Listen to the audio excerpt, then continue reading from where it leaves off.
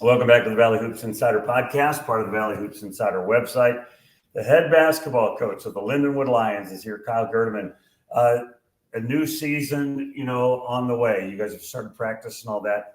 But the first thing I want to ask you is, year one, Division I, you learned a lot of things. Year two was different almost completely. Like, talk about just the things you've been learning through the now 2+ years at a Division I level. Yeah, I think just the challenges, and I think we've kind of talked about some of those things from the start, but you continue to find more of them as you improve your program, and you don't sneak up on teams anymore in the second year like you may have in the first year, and but I think the overall program building challenges, just even in today's basketball with the transfer portal, with NIL money having a factor now, and then finding your culture along the way of trying to build while adding players, losing players, some that you would like to keep, losing good players, things like that.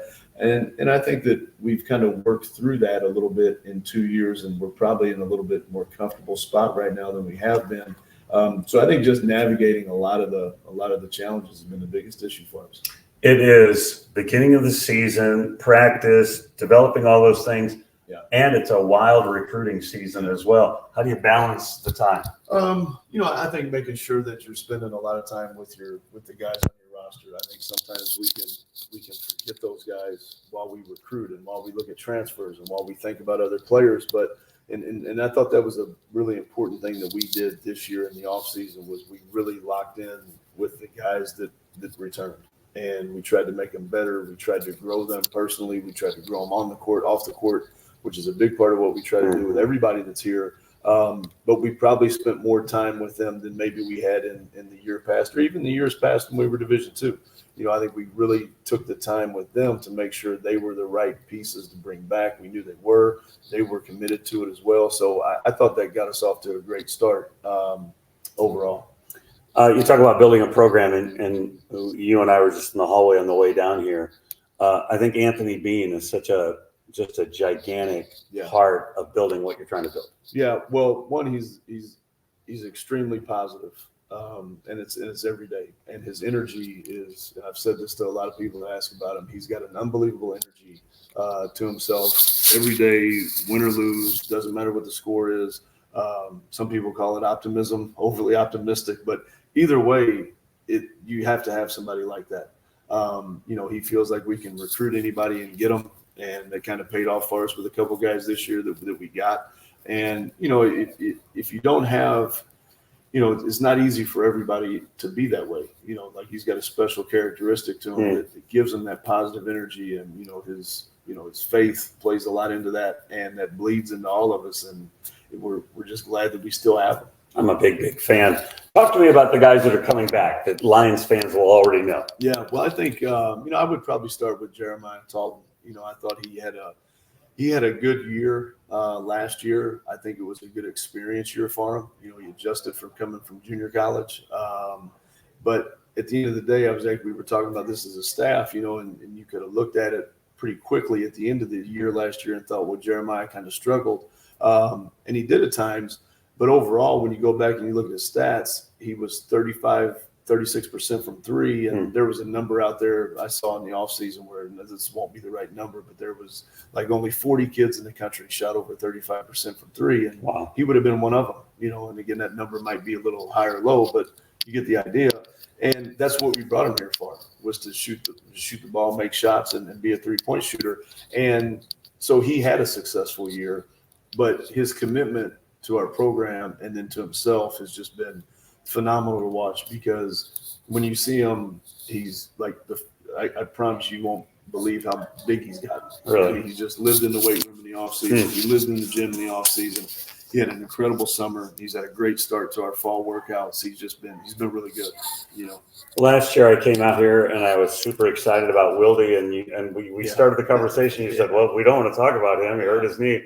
Yeah. He came here highly regarded from the junior college world. What are you expecting from him this year? I think a good year. He's a hard worker, and I think that we haven't gone through a guy with an ACL for years. Fortunately, like we've just been lucky. Even other places I've been, and so I think getting my head wrapped around that process, not just obviously his head wrapped around the process, I think took some time.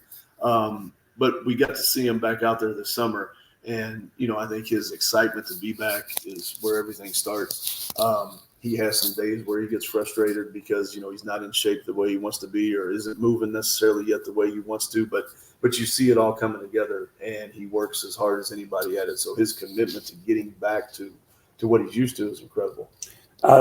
Last year, I wouldn't say rebounding was a strength of yours. How do you go about both with newcomers and/or improvement with the guys that are here? How do you get better at that? Yeah, I would agree, and I think it's one thing that we've talked about from postseason practices last year to the summer to the first week of practice or the first week of fall workouts this year. There's just got to be a better mentality around it. It starts with me. It goes back to the coaching staff.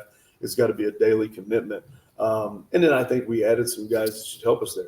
I think we're bigger across the board. We've got bigger guards. I think we've got more athletic guards.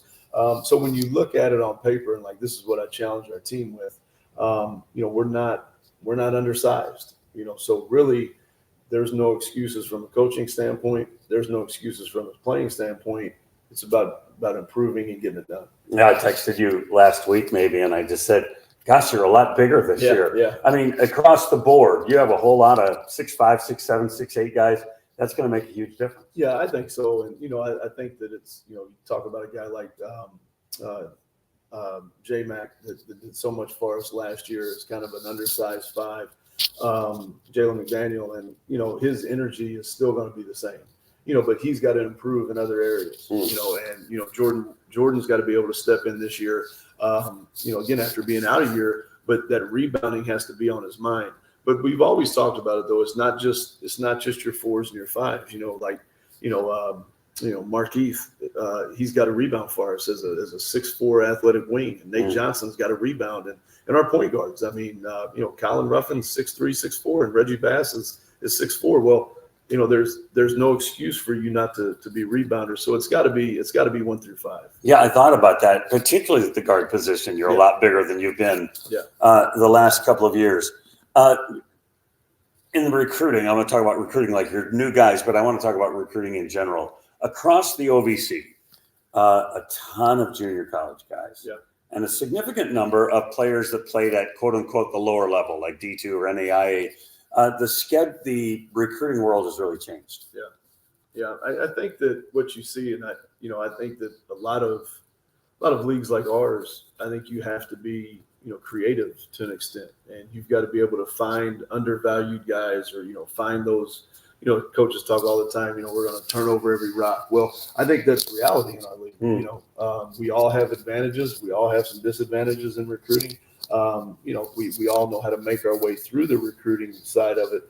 But, I think to think that you can't find a really good NAIA player or a good, Division II junior college player or, Division II, Division III guys, or even, getting back into high school guys, I think that what we try to do, and I think it's what you see from a lot of the teams in the league, is we're not afraid to look at anybody, and I think that's what our league has done a good job of is, we know the type of guys that can play in our league. We know what our league is going to expect. You know what to expect from other teams, and that's why I don't think we shy away from it. And I think you make a great point. You're going to see those guys sprinkled through every roster in the league this year. And I want to talk about your newcomers, but in particular, your high school guys. I think of Jackson and Jones, who are, according to some reports, top 10 guys in the state of Missouri. That's a good press release, right, for the school. Right. And I think it's spectacular. But talk about those two guys in particular. What do they bring to the program? Well, the biggest thing was that they were both winners, and they came from really, really good high school programs at New Madrid County and Cardinal Ritter. They were well coached. They had traditions of winning. So the things that those guys were used to, we don't have to try to teach them. They walked in here in day one and understood work ethic and understanding competition and understood leadership, which from freshmen is a special thing, because that's, leadership is hard, anymore. It's hard for guys to get out of their shell. It's hard for them to communicate. Those are challenges that everybody has. But those two guys, as people, they're good basketball players, but they're unbelievable. They're elite people. That's what I've told some other people, and I don't shy away from saying that because I believe that in them. When you're around Jadis, he's so personable, he's so professional, mature beyond his years, and like I said, the natural leadership instincts to be able to. Right now, we'll see it every day to be able to put his arm around a senior and encourage him. Right, much less another freshman or a new guy. Right, he doesn't bother him. To get on a guy or to encourage a guy or to, just pick up the whole team. And Clayton has a lot of the same mannerisms. So I think the biggest thing that they've already impacted our program on is just their leadership and their winning mindset, that they're just used to competing and winning games. And I thought that was really important. Yeah, you can't buy that, can you? Like a guy that's used to winning is used to winning. Yeah. That's an amazing quality. Talk to me about the other newcomers that are part of your team. Yeah, I think that Markeith Browning is going to be a big part for us. He's transferred from Milwaukee. He's a dynamic guy. He takes me back a little bit to the type of player that TJ Crockett was. I don't know, how good in between Division II, Division I player, but he's got that natural scoring ability to him. But we talk about Clayton and Jadis. He's got tremendous leadership skills. On the defensive end, he's way better than I ever thought. He's got a great intensity about him. He communicates at a professional level, which is, again, it's hard to find, it's hard to get to. So I think he can have a really big impact on our entire roster. But I think he's in a situation where he could have a really good individual year as well. So I think I would start with him. Reggie Bass is a really intriguing guy for us. He was freshman of the year in the MAC at Central Michigan. Then he went to Kent State, had another good year there as a sophomore. But I think has just kind of struggled to find some place he's comfortable. And I think that's what we've talked to him about is let's get in here and let's be an open book on everything. Let's challenge you. You challenge yourself. And let's see if we can't find you some place to really excel. And so far, he's done a great job. So I think I start a lot of things with those two guys. First and foremost, I like the big freshman Ali from here in St. Louis. He didn't play last year because of transfer rules, but he's another kid with a great energy about himself. He's a great person. Like he's got a smile on his face nonstop. And I love that about him. And then I think the other guy that could be a wild card for us is Jalen Booknight that we got from. I wondered how to say his name. Thank you. Yeah, well, I say Boat Night half the time, and he corrects me and lets me know that I'm wrong. So I'm even catching up on that. It's Book Night. So, so don't feel bad about that. But he's kind of the combo guard that we're kind of used to having. He's kind of a Kevin Caldwell-ish type of guy that can play a little point, that can play off the ball. He can get on some scoring roles. So I'm excited about him. And again, and I say this, and it sounds like a broken record. I know it sounds cliche, but the thing that excites me about the group, and I think that if this wasn't true, it would have wore off by now, is they have an energy and excitement about themselves that really has kind of re-energized me a little bit because you don't always have that. Sometimes as coaches, we've got to be more motivational than we are even coaching. And and I say it would have wore out by now because, everybody's excited when they get here in the summer, sure. Right? And everybody's excited when school starts. But, we're 3 weeks into some really hard days, and we've kind of challenged these guys a lot, and they don't waver. They have their moments, but as a group, they're a fun group so far with just an energy for basketball that I just really, really appreciate and enjoy. The OVC has gone through some transition the last couple of years. Not so much this year with teams leaving and all of that, like we have seen. But Preston Spradlin leaves Morehead State, and Ryan Ritter leaves UT Martin. Those are two of the top end teams. So the league is continuing to process or transition. That's got to provide more opportunity for the Lions. Well, I think everybody probably feels a little more optimistic about it.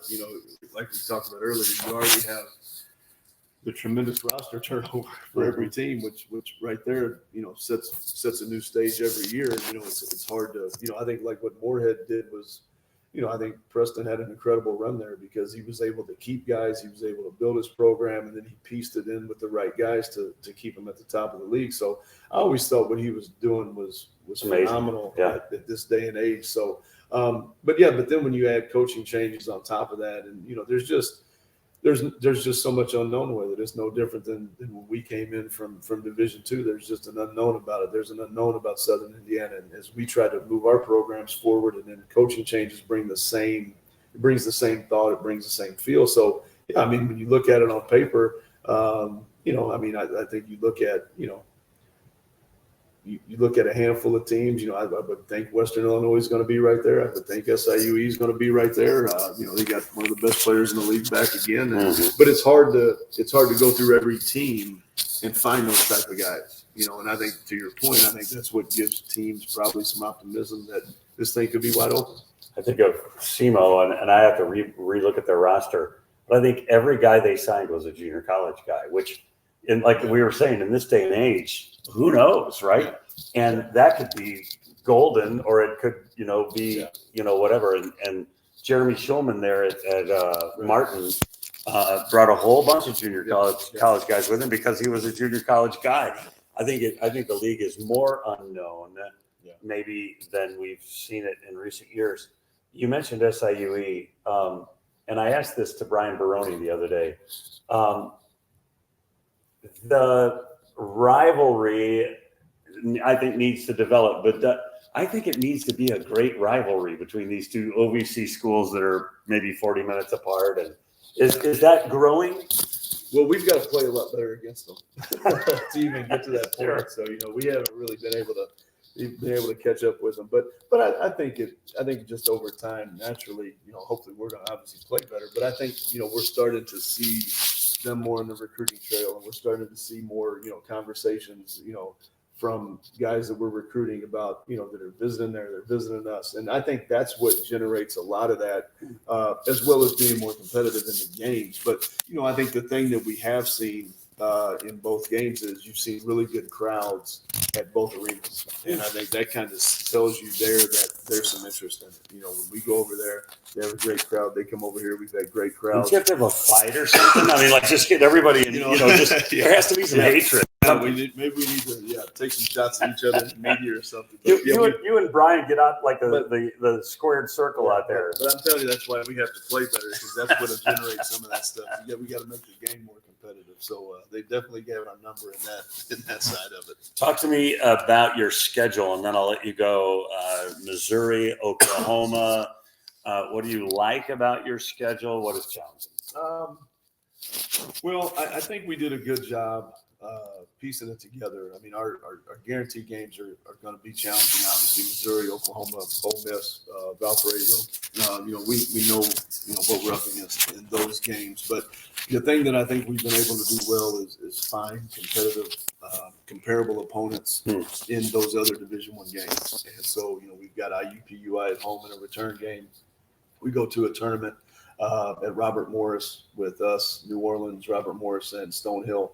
So I think that those games help even out and get you ready for your league play, to even out those guaranteed games, because those are battles. And the thing for us that we want to do, and that I think we can do in those guaranteed games is play better. I thought in year one we competed okay in those games. We played well for a while at Dayton and stretches and some things like that. But I thought last year we weren't able to gather that same type of mentality. And so that's what we want to get out of those games is, how hard can you compete in that environment against teams that are really good, obviously.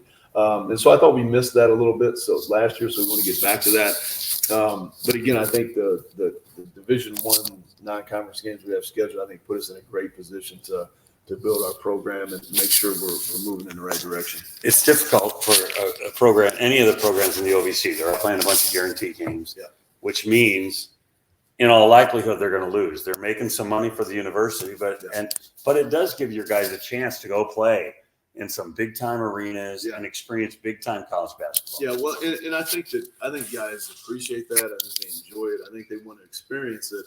And again, I think the thing that we spend a lot of our time on is, like we'll use this term, how long can you stay in character in those environments when it gets really tough? When when they have the 12-0 run that takes it to a 20-point lead at some point, for us, it's about we're still growing as a team. And so where does your mentality go at that point? Do you try to come out and take a 10-point shot that doesn't work, or do we stay together? Do we keep working every possession? Because I think that's the bigger picture for us, and something we've always talked about is as generic as it sounds, is we just need to play every possession regardless of the score, because that's how we're going to grow. That's how we're going to get better. That's how we're going to play our best basketball late in the season. If you get in those games and all of a sudden you look up and it's not going your way and you lose what you're supposed to do on offense and you lose your character on defense, well, now you've really had a bad night, because now you've taken a couple steps backwards. And so I think that's the thing that we try to just, embrace, is the challenge of just staying in character, remembering your accountability, and growing from there in the middle of understanding that it's going to be a heck of a challenge. You guys, 2 years ago, finished the season on a run to make it to the OVC tournament. Yep. And if I step back and I think of your program, I think of your players and your coach's ability to keep fighting in difficult situations, and that's kind of what you're talking about. Yeah, and I think that's part of it. That's why we don't shut it down in those type of games. That's why as coaches and our staff do a great job. We continue to demand the same type of play. I'm not telling you that's perfect. I'm not telling you that works every night, but that's what we're always talking about. But we'll do the same thing in our non-Division I home games, and those have to be played. Every game's got to be played the same way. And if we're fortunate enough to look up and we're up 25 points with 18 minutes left, but we have to continue to build and play the same way. And I agree. I think that's why that team in year one was able to hang in there and finish on a really positive note, and then make the conference tournament. But because they kind of embraced playing every possession and seeing where it ended. So you and Brian Baroni, we have to either get you in the squared circle, or maybe playing gin rummy. I don't know, some kind of arch rival kind of thing going on. Yeah. Last question. We talked about the OVC. Just talk about what you like about that league. I mean, you guys made a transition to Division I, but you transitioned into an existing conference. What do you like about the OVC? Well, I think it was a great decision. I think it's a good league for us because regionally, I think it really plays off well for us. Obviously with SIU, Eastern Illinois, Southern Indiana, SEMO, Western Illinois. Now, I think regionally it really helps. I think it gives us something that our fans can relate to. They know the area. Their fans can come to the games here as well, which is fine. It gives us a great atmosphere. So I think it was just overall just a great decision to come to this league. I think from the basketball side of it, I think I enjoy the competitiveness of it. But then what we talked about earlier is, it seems to be a league that you can go from 8th to 2nd, from 8th to 1st, from 6th to, you can move around, there's opportunity there, and, if it was a different way, if you look at the league 10 years ago, it was a lot different. I mean, Murray was going to be hard to catch, and then Belmont was going to make it even harder, and Jacksonville State was going to make it even harder. And so I think that the transition of teams that have left us a very competitive league, but an opportunistic league. And I think that's what excites us the most. Appreciate your time.